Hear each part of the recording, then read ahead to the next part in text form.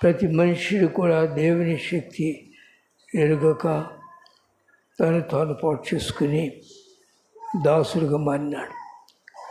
ఎవరికి? పాపములకు దాసులుగా మారి శత్రువు చేత బంధింపబడిన.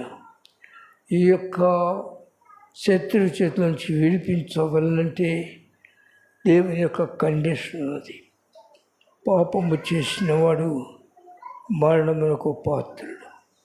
సోదరా, ఒక ప్రక్కన వాక్యమును చూడండి, రెండవ ప్రక్కన శత్రువు యొక్క పనులను చూడండి.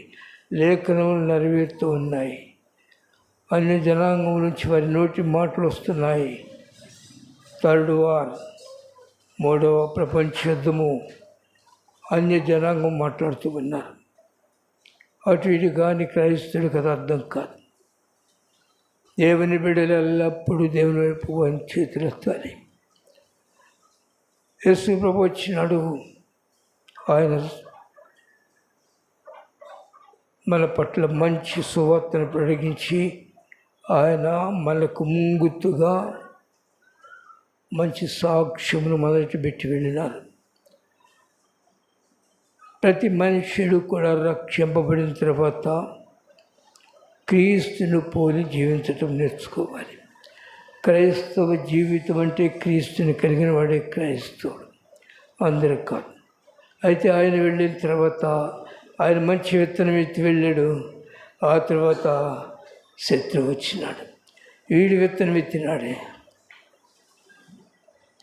అయితే ఆ విత్తనం పెరిగి వెళ్ళేది, ఆ విత్తనంలో ఈ విత్తనం ఎత్తినాడు. రెండు కలిగి పెరుగుతూ ఉన్నాయి. ప్రేసరారా, ఇక్కడ నువ్వు జాగ్రత్తగా ఆలోచించినట్లయితే గోధుమ గింజ కంటే గురుగులు త్వరగా పెరుగుతాయి. ఎప్పుడైతే అవి పెరిగినాయో గోధుమ గింజ మీదకు వాలి ఆ గోధుమ మొక్కను వంచేస్తాయి. అది శత్రువు యొక్క పని. ప్రార్థన చేసుకో, వాక్యానికి విను, చర్చికి వెళ్ళు, కానీ నీ పాపాన్ని నువ్వు విడిచిపెట్టవద్దు. ఇది గురుగుల కింద పాడుతున్నారు కదా చక్కగా. ఏం పాడారు మళ్ళీ? క్రైస్తవ కర్షక కదలి రావయా, కన్నులు తెరసి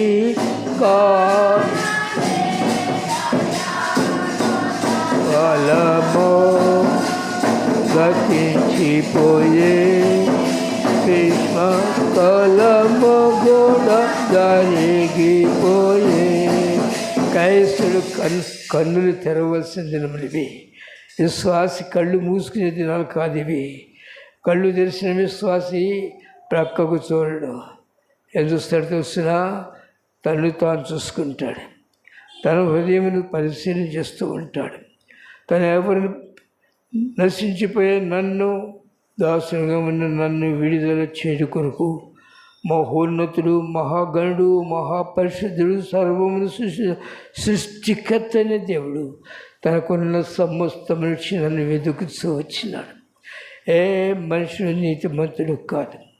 ఏ మనుషుడు తన నీతిని బట్టి పైకి రాడు. కనుక ఎక్కడ కూడా మన పెదవుల ద్వారా నేను నా నీతిని బట్టి, నా ప్రార్థన బట్టి ఇదిగో నాకు ఇది జరిగింది అని చెప్పాడంటే అతను శత్రువు మనిషి, దేవుని మనిషి కాదు. దేవుని మనుషుడు తన్ను తాను దేవుని చేతిలో పెట్టుకుని, ప్రభువా మీ దయ, నేను యోగ్యుడని కాదు, నేను ఎలాంటి వ్యక్తిని, నన్ను ప్రేమించి ఈ మహా గొప్ప బాధ్యత ఇచ్చిన దీనికి నేను సరిపోను.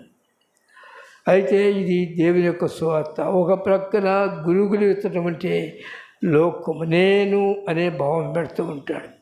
నేను అనే స్వభావం ఎప్పుడైతే ఒక క్రైస్తవుడు, ఒక మనుషునికి వస్తుందో అతడు తన దృష్టికి తాను నీతిమంతుడిగా ఉంటాడు. కనుక అతని ప్రార్థన ఎలా ఉంటుందంటే, లోకాసువార్త 18వ అధ్యాయం చెప్పినా కదా, ఏం చెప్పినాడు? పరిసయ్యుడు నిలబడి, ఈ పాపి లాంటి వాడికి నేను దినములకు చదవని తెచ్చి శువారములకు ముమ్మారు ఉపవాసం ప్రార్థన చేసిన. లోకాసువార్త 18వ అధ్యాయం.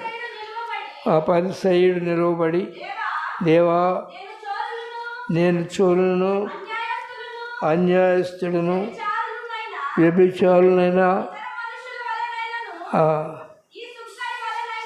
ఉండకున్నందుకు నీకు కృతజ్ఞత అంటే అర్థం ఏంటి ప్రియులారా? తన దృష్టిలో తన నీతిమంతుడు. దేవుని దృష్టిలో ఏ మనుషుడు నీతిమంతుడు కాదు. దేవుని దృష్టిలో నీ నీతి మురికి గుడ్డ లాంటిది. ఆ మురికి గుడ్డతో నీవు దేవుని వద్దకు వెళ్ళటానికి అవకాశం లేదు. అక్కడ నిషిద్ధమైనది, అసహ్యమైనది ఏది కూడా ఆ రాజ్యం ఉండదు. అయితే ఇక్కడ శత్రువు వెతుకుతున్నాడు నేను అనే స్వభావాన్ని.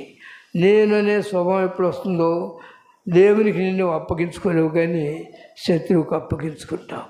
శత్రువుకు అప్పగించుకుని బయటకు రాలేవు, నీవు బంధింపబడినావు. అప్పుడు నువ్వు దాసుడుగా మారుతావు, దరిద్రుడిగా మారుతావు, దిక్కులేనివాడిగా మారుతావు. ఇలాంటి స్థితిలోంచి విడిపించవలని ప్రభువు తనకున్న సమస్తమును త్యాగం చేసి ఆయన లోకంలోకి వచ్చినాడు.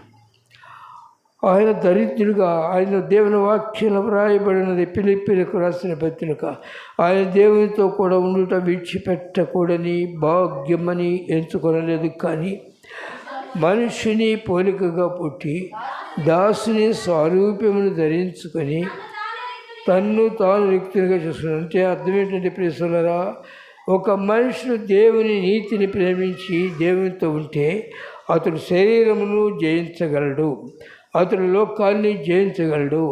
లోకంలో తన మనసు పెట్టడు. తను ఆశలని కూడా దేవుని మీద, అది 55వ కీర్తనలో 22వ వాక్యం అనుకుంటాను, అక్కడ వ్రాయబడినది, నీ భారము యెహోవా మీద మోపము, ఆయనే నిన్ను ఆదుకోండి. మంచి గోధుమ గింజ ఇది.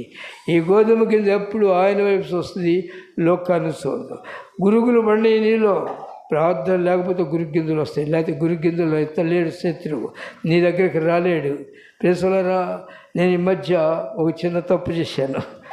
తప్పు అంటే పాపం చేయలేదు, బూతులు వేయలేదు, కానీ ఒక చేశాను. ఎందుకంటే నా లోటు నేను చెప్పకపోతే నేను దేవుని దగ్గర అది లెక్క చెప్పాలి. అది దేవుని ఆజ్ఞ. నేను నీకు దేవుడును, నేను తప్ప వేరొక దేవుడు నీకు ఉండకూడదు. పైన ఆకాశం అందే కానీ, కింద భూమి అందే కానీ, భూమి కింద నీటి అందే కానీ. చదవండి, మీరు ఆజ్ఞలు వచ్చా మీకు? ఆజ్ఞలు చదవండి. కనుక వేరొక దేవుని పేరు మీరు ఉచ్చరింపకూడదు. చూసారా, నా మనసులో ఒక పక్కన ఉచ్చరింపకూడదు, వేరొక పేరు దేవుడి పేరు చెప్పకూడదు అని ఉంది. రెండో పక్కన బోధిస్తూ కూడా, ఎక్కడో బోధిస్తూ కూడా ఎవరైనా తెలిసిన వాళ్ళు బోధించేస్తారు కదా, ఆ పేరెత్తి ఇదిగో ఇలా చేస్తారు వీళ్ళు, క్రైస్తవత్వం కూడా అలా ఉందా అని చెప్పాను నేను. కానీ వాడికి సందు దొరికింది. వాడి పేరు ఎత్తాను కదా, ఏ రకం దేవుని పేరుని ఎత్తకూడదు. వాడి పేరు ఎత్తగా సాయంకాలం కల్లా వచ్చేసాడు దగ్గరికి. ఏంట్రా ఈడెందుకు వచ్చాడు? పరిశీలన చూసుకుంటే దేవుని ఆజ్ఞ ప్రక్కకు పోయారు. గుర్తుపెట్టుకో సహోదరుడా, నీ ఇష్టము కాదు, నీ దృష్టికి మంచిగా ఉంటుంది. నేను మంచిగా చెప్పాను, అందరికి అర్థమయ్యేలా చెప్పాను అనుకున్నా, కానీ దారి తప్పించేది గురువుకు పడింది నీలో. వేరొక గురువు యజమాని విత్తనాలు ఇస్తాడు, గోధుమలు, గురుగులు ఎత్తుతున్నాడు శత్రువు. ఇంకా చాలా ఉన్నాయి గురుగులు. ధనాపేక్ష, లోకాశ. ఎందుకు ధనాపేక్ష మనుషుడికి? ఎందుకు జీవితంలో ధనం మీద ఆధారపడి దాని కొరకు ప్రయాసపడతాడు? ప్రేసల రాత్రి బోధకుడు బోధ చేస్తూ ఉన్నాడు, లంచగొండులు పరలోకం బారు, వ్యభిచారులు బారు, దొంగలు బారు. నేను ప్రత్యేకంగా కూర్చుని చూసిన, లంచగొండులు బారు, దొంగలు బారు, విగ్రహాలు బారు, దేవుడు జీవం గలవాడు, బొమ్మలకు ముక్తావేంది, రాళ్ళు దేవుళ్ళా అన్నాడు. నేను ఊరి బాబు ఇలా చెబుతున్నాడు, నాకు ఆ ధైర్యం ఎదురా అనుకున్నాను. నేను చెప్పగలను. ప్రేసలరా, నీవు ఎలా ఉన్నావు నీ హృదయంలో? గురుగులు, లోకాస్తులు. ప్రేసలరా, నువ్వు దేవుని ప్రేమిస్తే నీ భారం భరించగలిగినవాడు ఆయన. లేకుండా నువ్వు దేవుని ప్రక్కన పెట్టి నువ్వు ప్రయాసపడితే ఏమీ ఫలితం లేదు నీకు. కనుక ఈ చివరి దినముల్లో నేను వచ్చినప్పుడు సహోదరుడు అంటున్నాడు, నేను కూర్చోబెట్టుకొచ్చాను సహోదరుని అంటున్నాడు, నేను అక్కడ బోధ చేసింది ఆయన మనసులో పడిందేమో అంటున్నాడు. ఏమంటున్నాడు తెలుసిన? అయ్యా, ఈ చివరి దినాలు కదా, ఎవరి రక్షణలు కాపాడుకోవాల్సిందే, ఇంకా ఎవరి వైపు చూస్తే. నేను అదే చెప్తున్నాను, రక్షణ అనేది నీ యొక్క చేతుల్లో ఉన్నది. దేవుడు నిన్ను ఉచితంగా ప్రేమించి ఉచితంగా రక్షించాడు. ఆయన దాసుడికి లోకంలోకి వచ్చాడు కనుక నువ్వు కూడా దాసుడుగా ఉండాల్సింది. ఏ దాసుడు? శత్రు దాసుడు కాదు, నీ దాసత్వం నుంచి విడిపించడు కానీ వచ్చాడు కనుక నిన్ను ప్రేమించి నీ కొరకు ప్రాణం పెట్టిన ఆయనకు నీవు దాసుడు. అదే భక్తుడైన పౌలు అంటున్నారు, బ్రతుకుట క్రీస్తే, చావైతే లాభం. బ్రతుకుట క్రీస్తే. ఎందుకో తెలుసునా? ఇది నాది కాదు, నేను ఒక దినాన్ని వెళ్ళాలి. పరిశీలించే ప్రియ సోదరా, ఒకడు సర్వలోకమును సంపాదించుకొని తన ప్రాణమును పోగొట్టుకుంటే వానికి ఏమి ప్రయోజనము?